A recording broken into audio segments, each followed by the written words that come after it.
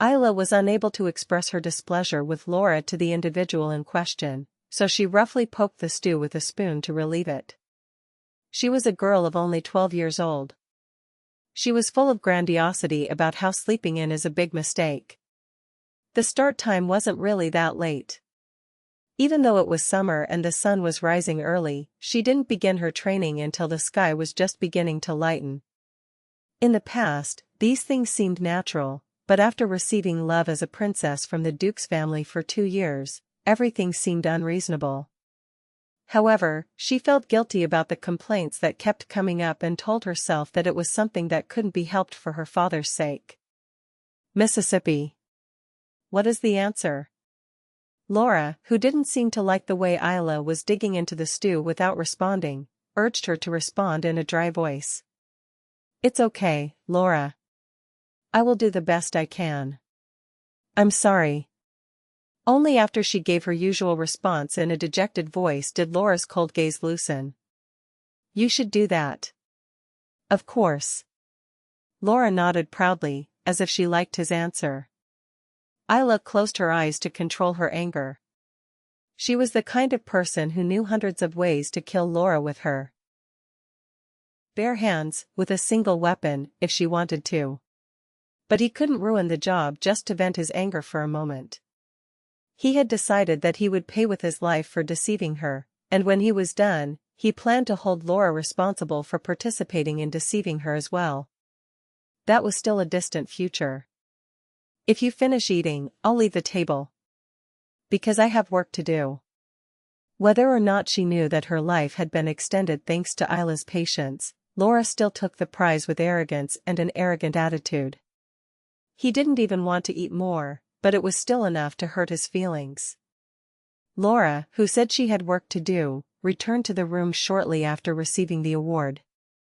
That was because what he had to do was take care of Ayla's hair. This was something that had been happening since she was the youngest she could remember. I brushed her hair with a soft brush every day, and every few days she applied a thick cream made from a mixture of herbs and oils.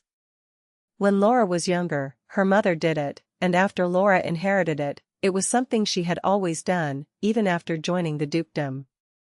It was still early in the evening, but after putting Ayla's pajamas on, Laura sat her on the bed and began carefully combing her long hair.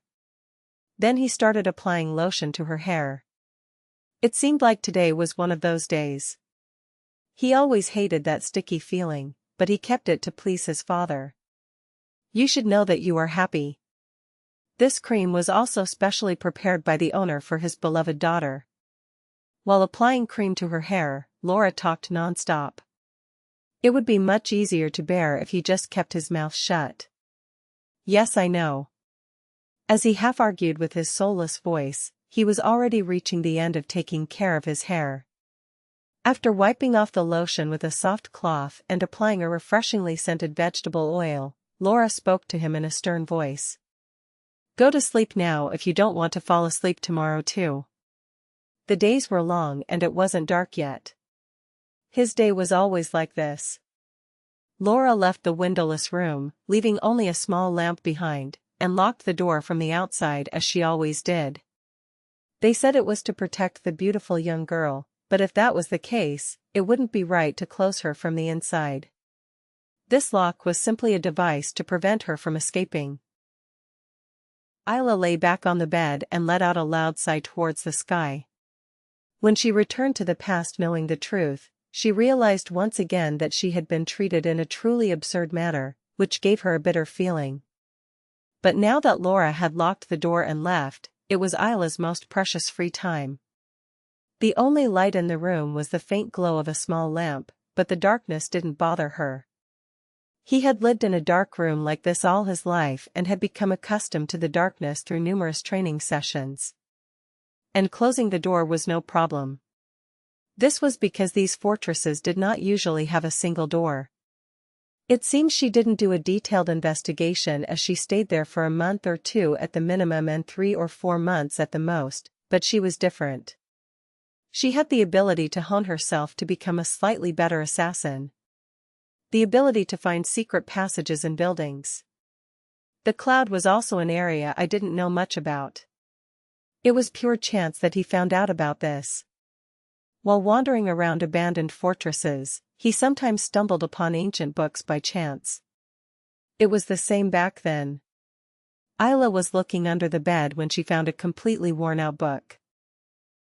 I didn't know what the author was thinking when he wrote the book, but it contained instructions on how to discover the structure of a building and find hidden passages. He read and reread it for several months before leaving that fortress. She wondered if that would help her avenge her father. That was something that happened in the ruins she stayed in when she was 15, so, in fact, it was knowledge that the 12-year-old girl didn't know yet. You could say that it was the privilege of someone who had gone back in time. Because these fortresses usually have similar structures. There must be a hidden passage to escape. As he felt his way around the ground in the dark, he was soon able to discover a hidden secret passage. He thought it would be a good idea to enter with the lamp that Laura left, but if the light filtering through the crack in the door disappeared, he might become suspicious, so he had no choice but to enter without anything. He briefly glanced at the lamplight, but fortunately no dangerous items were visible in the underground passage. To avoid arousing Laura's suspicions by soiling his pajamas, he put on a dark robe and jumped into the basement without hesitation. He landed softly and waited for his eyes to adjust to the darkness, but the dust had accumulated as if no one had entered this passage for quite some time. It seemed like a good idea to go in with a scarf over your nose and mouth just in case. Otherwise, he would have sneezed and his presence would have been revealed. Soon enough, dark adaptation began to occur and the sight of the secret passageway came into view. As expected, it was a very simple passage. The destination was Byron's room. It was done to keep an eye on what he was doing and look for any indicators of what he might be doing. Of course, Byron's room was on the second floor, which received a lot of sunlight, so he couldn't get through this secret passage. So the first thing to do was find a passage to the ground. I think that's how it is. Thinking about the structure of the fortress, he went a little to the north and saw tree roots crossing the passage. It looked like it could fall to the ground if I opened the door next to it. Ayla climbed the old staircase. She felt truly lucky to have returned to the body of a girl. Because the wood had rotted, it looked like the ladder would have broken if it had been a little heavier. He opened the door and stuck his head out to look around. Because it was surrounded by the roots of a huge tree, it seemed that Byron's men were not exposed. After confirming that there was no one, he climbed to the ground and quickly hid in a tree. Although there was no one now, it was impossible to know who would appear, when and where. But fortunately no one showed up. After sighing, Ayla entered the fortress through the second-floor window. The window was only a small hole in the stone, but it was enough entrance for her, who was still a child and not very tall. As he approached Byron's room with as little pretense of presence as possible, he encountered an unexpected difficulty. After walking a little further down the hallway, he was in front of Byron's door and began to hear signs of presence on the other side. Curse! Ayla, who spoke harsh words in her mind, quickly hid in a crack in the wall. The person who appeared was Cloud. Although her teacher was good at reading signs, Ayla was also competent in hiding her steps. He could boast that he was much better than Cloud, who taught him. It was the result of gritting my teeth and working hard. That's strange.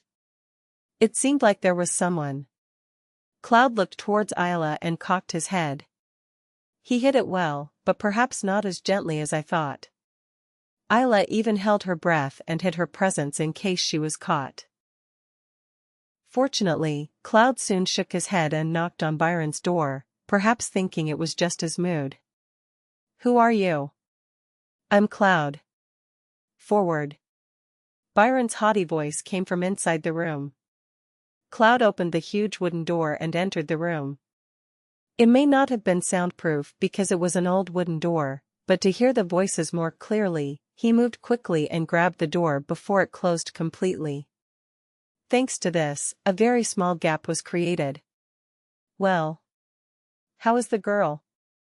Is there anything suspicious? Byron asked. It seemed like they were going to talk about Ayla. Yes, my lord. The attitude is no different than usual. However, there is something that bothers me a little. What's bothering you? Ayla put her ear to the door with a confused expression on her face. He remembers what happened that might have raised Cloud's suspicions.